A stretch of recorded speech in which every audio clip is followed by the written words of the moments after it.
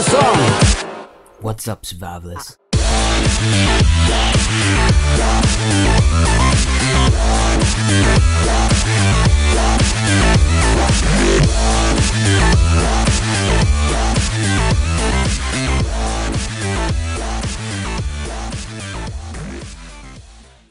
What's up, survivalists? I am back from my trip to America and back in the series.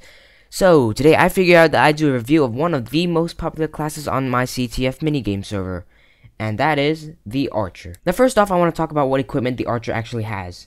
So, the Archer has a bow with infinity and power 3 or 4, an arrow, and a stone axe with, I believe, sharpness 2. Now, this is also a popular class on my server because we have people like me who run into the enemies all melee and get every single kill. With the Archer, you can keep on pushing them back without having any issues. Combined with a high MC MMO archery skill, a fully charged power 3 shot, and a headshot, you'll get an instant kill on any single enemy in the CTF minigame. Now here we can see how the Archer does against people who are distracted. Now this soldier doesn't even see me, so he gets instantly killed. This dwarf is distracted by my teammate, therefore I can drop down and do a lot of damage or even kill him. Now there are towers placed all around the map. The main ones are inside the canopies of the two bases.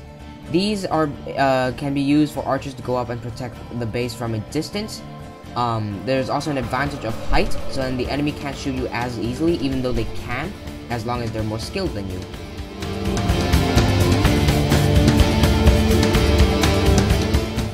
Now, a disadvantage of being an archer is that if your teammate gets in your way and you manage to shoot them in the face, they actually get friendly fire damage, and they can get killed by you.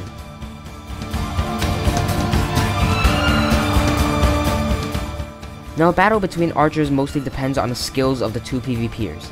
If one person has better aim or higher sensitivity on their mouse, they're normally gonna win against a person with slow sensitivity, slow reactions, or just can't calculate how much the arrow will drop onto the enemy's face.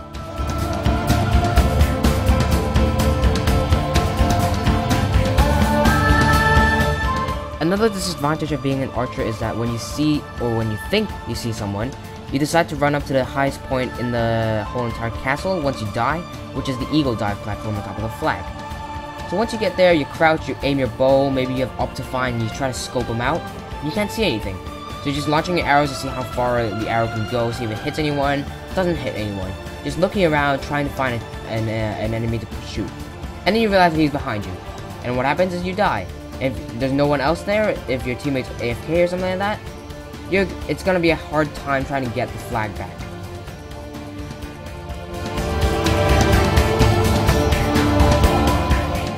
Now, although the Archer is a class primarily used for ranged attacks, the axe on this thing is actually pretty strong. Now, these two guys were actually weakened before I fought them, that's why they were one-hit kills. Now, sometimes if you're lucky, you can run into people who can't aim. These guys were just acting because they were kind enough to pretend not to hit me. Actually, they were actually trying to hit me, but I was just dodging. Now, arrows from these guys are actually boosted to shoot faster, and they're harder to dodge.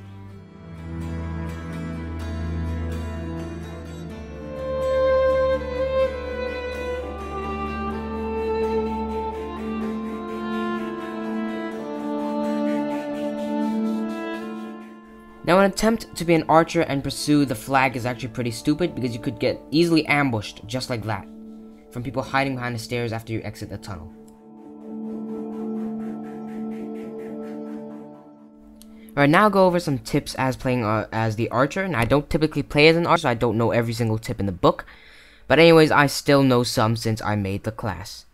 Having a height advantage over an enemy is always a good thing because the arrow curves downwards and not upwards. You shouldn't try to machine bow if you don't know how to, otherwise you end up charging, let going, charging, let going, charging, let going without shooting anything, and then they're just gonna kill you. Also, if they're right in front of you, like, I don't know, 4 blocks, don't charge a bow, just grab your axe and start chopping. Now, a little trick is that when you're low on health, pretend you're running, and if he's chasing you, while you're running, suddenly turn around and start shooting him. Now, one tiny little non-charged shot can actually do a lot of damage because it's a power 3 bow. Unfortunately, that doesn't always work because people who watch this video will know what you do as an archer, and they'll jump out of the way the second you turn around. Now, the easiest way to kill an archer is to sneak up behind them when they don't see it, or to just jump away from their arrows if you're running straight at them. If you're planning to throw mage fireballs at an archer, then you're just playing stupid. Because mage fireballs can be hit back with fists or arrows. And plus, the arrow flies faster than your fireball. So if you throw a fireball at them, they could easily shoot the fireball back at you, or they could just hit you with an arrow. To prevent people from sneaking up on you while you're playing as an archer, you have to make sure of your environment. This doesn't only go for the archer, this goes for all other classes. Because sneaking up on you can mean life or death. Alright, so since I don't play archer a lot, this is all I have to say. Now, if you guys have any more suggestions, please make sure you type it in the comment section down below. It'll help out others. And if this video has helped you anyway in CTF, please make sure you go smack that like button. And if you haven't already, go subscribe.